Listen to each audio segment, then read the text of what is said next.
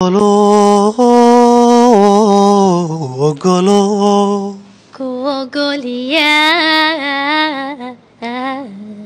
jacaylun kamiyo axdi dhidibtii tii adkaysay ogta sagalkiyo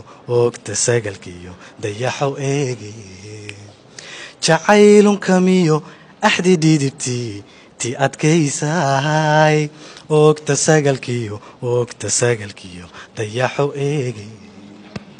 amaanada ruux ku adagiyo sharaf ehelkeed ogow ina tahay sida eri dhaban weyda ilmihii ciise ololeed sayska aqalkaad aroos wacan iyo qoys islaamaba